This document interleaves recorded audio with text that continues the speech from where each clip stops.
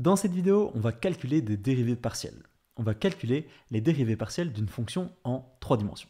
Alors ici, on se retrouve sur GeoGebra calculatrice 3D. Donc c'est toujours GeoGebra, mais cette fois-ci, on ne va plus représenter des fonctions en 2 dimensions, mais bien des fonctions en 3 dimensions. Alors ici, la fonction à 3 dimensions pour laquelle on va calculer les dérivées partielles, c'est la fonction suivante.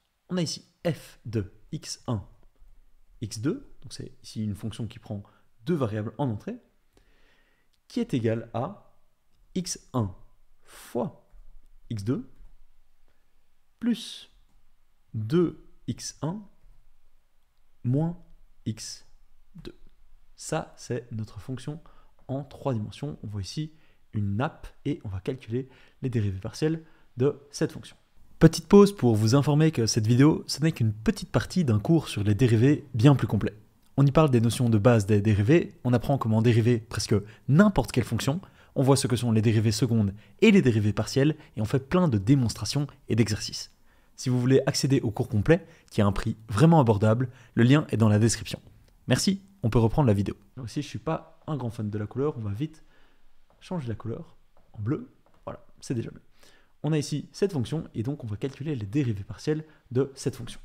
Algébriquement, ça ressemble à ça. On a ici notre fonction, f de x1, x2, qui est égale à x1 fois x2 plus 2x1 moins x2, et on va calculer les deux dérivées partielles de cette fonction à 3 dimensions. Cette première dérivée partielle ici, elle calcule la pente de la fonction à 3 dimensions lorsque l'on regarde dans la direction de l'axe x1.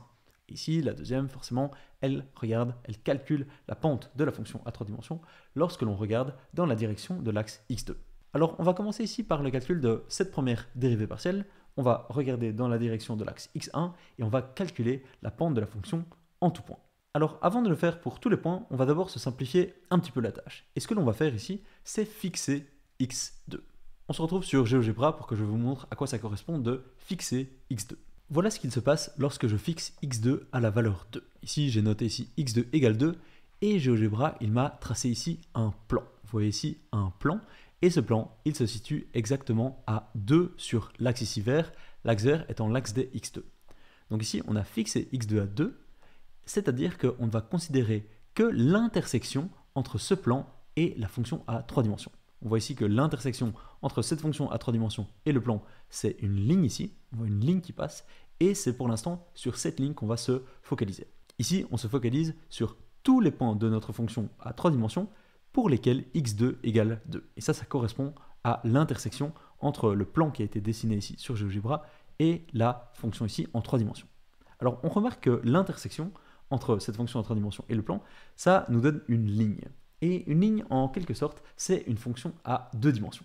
Donc ici, on se ramène dans un cas qu'on connaît, on va se focaliser sur cette ligne, qui est une fonction à 2 dimensions, et on va calculer la pente de cette ligne. Et alors, calculer la pente d'une fonction à 2 dimensions, c'est quelque chose qu'on a fait tout au long de ce cours, donc maintenant, ça devrait être facile pour nous. Et ça va être d'autant plus facile que ici, il semblerait que la ligne, la fonction que l'on observe, ça soit une droite. Donc, c'est peut-être ici une fonction affine. On va voir tout ça algébriquement, mais ici c'est de bon augure, le cas ici n'est pas trop compliqué. Il semblerait que la fonction à 2 dimensions sur laquelle on se focalise, donc l'intersection entre le plan et la fonction à 3 dimensions, c'est une fonction affine, donc c'est une droite. On va voir tout ça dans les calculs. Actuellement, ce que l'on essaie de faire, c'est calculer la dérivée partielle de f de x1, x2, mais x2 qui est fixé à la valeur 2, donc c'est ça qu'on fait, lorsque l'on regarde dans la direction de l'axe x1. Ça, c'est ce qu'on essaye actuellement de calculer. Alors ici, on va retranscrire cette égalité différemment. On sait que f de x1, 2, c'est égal à toute cette expression ici, sauf que maintenant, je vais remplacer tous les x2 par 2, puisqu'on a fixé x2 sur 2. Donc ici, j'ai x1 fois 2, plus 2 fois x1, moins x2, donc moins 2. Et tout ça, je veux le dériver en regardant dans la direction de l'axe des x1. Ça, c'est ce que j'essaie de faire. Ici, on est en train de faire un calcul de dérivée partielle, mais pour une valeur fixe, pour x2 qui est fixée à 2. Alors ici, en réalité, cette expression, on peut la simplifier. On a ici x1 fois 2 plus 2 fois x1. Donc on a 2 fois x1 plus 2 fois x1, ça fait 4 fois x1, donc 4x1. Moins 2. Ça, c'est la fonction qu'on essaye de dériver. Ça, c'est la fonction qu'on a essayé de dériver et ça correspond à l'intersection qu'on avait constatée ici sur GeoGebra entre le plan et la courbe en 3 dimensions. On voit bien ici qu'il s'agit bien d'une fonction affine et donc on doit dériver cette fonction affine par rapport à x1. Alors, c'est très facile ici de dériver cette fonction affine par rapport à x1. Dériver une fonction affine, c'est quelque chose que l'on connaît bien. Pour dériver une fonction affine, il suffit de regarder le paramètre qui multiplie la variable. Si on avait ici la fonction 4x moins 2 et qu'il fallait la dériver, on aurait tout de suite trouvé la réponse que la dérivée de cette fonction, c'est 4. Et bien ici, c'est exactement la même chose, à la différence près que ce n'est plus x que l'on regarde, c'est x1. Mais c'est juste un nom différent. Donc ici, la dérivée de cette fonction, c'est égal à 4. Ici, on a déjà fait la plus grosse partie du travail. On sait maintenant qu'à l'intersection entre la fonction en 3 dimensions et le plan, il y a une ligne, et cette ligne, lorsque l'on regarde dans la direction des x1, elle a une pente de 4. Ça, c'est l'information que l'on vient de trouver pour un x2 qui est fixé à 2. Alors, c'est pas mal, mais nous, on aimerait le cas général. On aimerait connaître la pente de la fonction en n'importe quel point, quel que soit le x2. Donc ici, on ne veut plus fixer le x2. Donc ce que l'on va faire, c'est en quelque sorte considérer l'infinité des plans que l'on pourrait tracer sur notre courbe en 3 dimensions, et pour cette infinité de plans, systématiquement regarder la pente lorsque l'on regarde dans la direction de l'axe des x1. Alors dit comme ça paraît très compliqué, mais en réalité, pas tant que ça. Donc ici, je vais un petit peu réagencer le tableau, et puis après, on va s'attaquer au vrai calcul de la dérivée partielle ici pour l'axe x1. Alors c'est parti, on veut calculer ici la dérivée partielle de f de x1, x2 par rapport à x1. Alors tout ça, c'est égal à f de x1, x2, on l'a ici, c'est égal à x1 fois x2 plus 2x1 moins x2. Et tout ça, on le dérive par rapport à x1. Super, on peut continuer. Et maintenant, c'est ici qu'est l'astuce pour calculer des dérivées partielles. Ce que l'on va faire, c'est considérer que x2 est toujours fixé. x2, c'est toujours une constante. De la même manière que dans ce cas-ci, on avait fixé x2 à 2, et donc x2 était considéré comme une constante, et ça nous a permis de calculer la dérivée ici pour x2 qui était égal à 2. Ici, on ne va plus fixer x2, mais on va quand même le considérer comme étant une constante. Une constante qui peut prendre n'importe quelle valeur, comme ça on considère l'infinité des plans possibles que forme x2 lorsqu'on le fixe. Donc ici, simplement pour faire simple, ce qu'il faut faire, c'est considérer x2 comme une constante lorsque l'on calcule cette dérivée. Alors, c'est ce que l'on va faire. Ici, on va donc calculer une dérivée. Et ici, il faut donc voir cette dérivée comme une dérivée en fait à 2 dimensions. Ici, ça c'est notre fonction, et il faut la dériver par rapport à la variable x1. C'est en quelque sorte comme si on avait ici une fonction, la fonction f de x, qui serait égale à x fois une constante, ici, plus 2x moins cette même constante. Ça, c'est la fonction que l'on doit dériver. Donc ça, c'est en quelque sorte une fonction à 2 dimensions et on est tout à fait capable de la dériver. Il faut juste faire preuve d'un petit peu d'abstraction et de considérer x2 ici comme une constante. Donc je dois dériver ici cette fonction. On a ici une somme et on sait que la dérivée d'une somme, c'est la somme des dérivés. Donc on va ici dériver un par un chacun des termes de la somme. On va commencer par le premier terme de la somme. On va dériver ici x1 fois x2. Et x2 ici, il faut le considérer comme étant une constante. C'est comme si je devais dériver x fois 2, ou x fois 4, ou donc 2x, ou 4x. Donc ici, on doit dériver une fonction affine. Et donc pour dériver une fonction affine, il suffit de regarder la constante qui multiplie le x en question. Donc ici, la constante qui multiplie le x en question, c'est le x2. C'est le cas ici. Donc ici, la dérivée de ce premier terme, qui est x1, la variable multipliée par une constante, eh bien, c'est la dérivée d'une fonction affine, c'est la constante elle-même. Donc ici, on va simplement noter x2. x2, ça, c'est le résultat de la dérivée de cette fonction.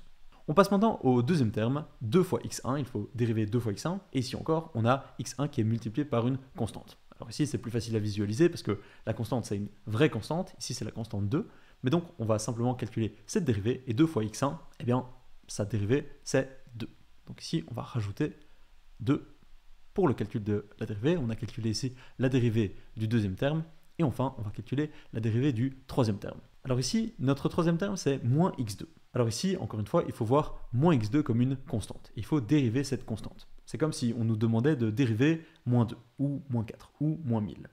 Moins 2, moins 4, moins 1000, ce sont des constantes. On sait que si on les représente graphiquement, ce sont des fonctions qui sont horizontales, donc qui ont une pente nulle. Donc ce terme ici, si on le dérive, en le considérant comme une constante, on obtient comme résultat 0. Donc ici, je devrais noter moins 0 ou plus 0. Mais je ne vais même pas le faire parce que moins 0 ou plus 0, au final, ça ne change rien au résultat final.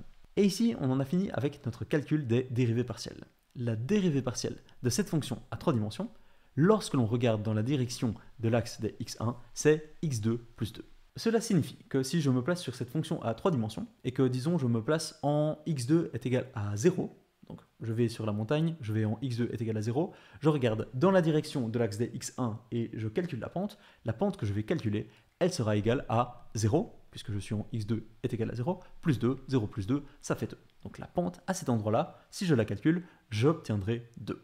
Admettons maintenant que je me déplace sur cette montagne, donc sur cette fonction à 3 dimensions, et je vais me déplacer en x2 est égal à 7. Alors je me déplace sur x2 est égal à 7, je me dirige dans la direction des x1, dans la direction de l'axe des x1, je calcule la pente. Ici, je vais calculer comme pente 7 plus 2. Et 7 plus 2, ça fait 9. Donc ici, en x2 est égal à 7, la pente de la fonction, lorsque je le regarde dans la direction des x1, elle sera égale à 9. Alors ici, c'est un cas particulièrement simple, mais parfois le calcul des dérivées partielles, il est un petit peu plus compliqué. Ici, on obtient un résultat qui ne dépend pas de x1, de la même manière que si on dérive une fonction affine, on obtient une constante qui ne dépend plus de x. Ici, on obtient un résultat qui ne dépend plus de x1, donc c'est un cas relativement simple, mais on aurait très bien pu se ramener à un résultat dans lequel serait exprimé x1 aussi. On a donc ici calculé notre première dérivée partielle. Ce résultat ici, il décrit la pente de la montagne en tout point lorsque l'on regarde dans la direction des x1. On va maintenant faire de même, mais cette fois-ci pour calculer la pente de la fonction lorsque l'on regarde dans la direction des x2. Alors le raisonnement il est très similaire. Ici encore, on veut calculer la dérivée partielle de la fonction f de x1, x2, donc cette fonction-là, que je vais recopier. On a ici x1 fois x2 plus 2x1 moins x2, jusque-là, rien ne change, mais cette fois-ci, on dérive par rapport à x2. Et maintenant, de la même manière que dans le premier cas, on considérait x2 comme une constante, cette fois-ci, on veut considérer x1 comme une constante. Donc le raisonnement est exactement similaire. x1 maintenant, on va le considérer comme un k. x2, ça reste x2, ou x si on considère ici que c'est une fonction en 2 dimensions uniquement, plus, alors 2 fois x1 ici c'est une constante, vu qu'on considère x1 comme une constante, donc ça c'est une constante, c'est 2 fois k, moins x2, et x2 ici on le considère comme la variable, la seule et unique variable que l'on considère. Donc ici c'est exactement le même raisonnement que le raisonnement que l'on a suivi au-dessus.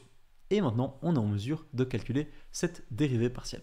Alors ici on essaye encore une fois de calculer la dérivée d'une somme, et on sait que la dérivée d'une somme c'est la somme des dérivées. Donc on va commencer ici par se focaliser sur le premier terme que l'on va dériver. On a ici une constante qui multiplie x2. x2 c'est la variable que l'on considère en ce moment. Alors on sait que lorsque l'on doit dériver une fonction qui est le résultat d'une constante multipliée par la variable, donc c'est ici une fonction affine, ce qu'il faut faire c'est simplement conserver la constante. Donc ici conserver le k, conserver le x1. Donc ici pour ce premier terme, si on le dérive, ce que l'on obtient c'est x1. On vient ici de dériver notre premier terme, on peut maintenant calculer la dérivée de notre deuxième terme. Alors pour ce deuxième terme, on a ici 2 fois x1, mais x1 on le considère comme étant une constante. Donc on a ici 2 fois une constante c'est toujours une constante, on nous demande de dériver ici une constante. Une constante, on sait que c'est une courbe qui est horizontale, donc une courbe qui a une pente nulle, donc ici la dérivée de tout cet élément c'est simplement 0. C'est comme si on nous avait demandé de dériver 10 ou de dériver 2. Ici on a simplement dérivé une constante, donc on a ici 0. Et plus 0 au final ça ne change rien, donc je peux même ne pas considérer ce résultat. Et sans plus tarder, on peut s'attaquer à ce troisième terme que l'on va dériver aussi. C'est comme si on nous demandait de dériver la fonction moins x, et la dérivée de la fonction moins x, c'est moins 1. Donc ici, on va simplement rajouter ici moins 1.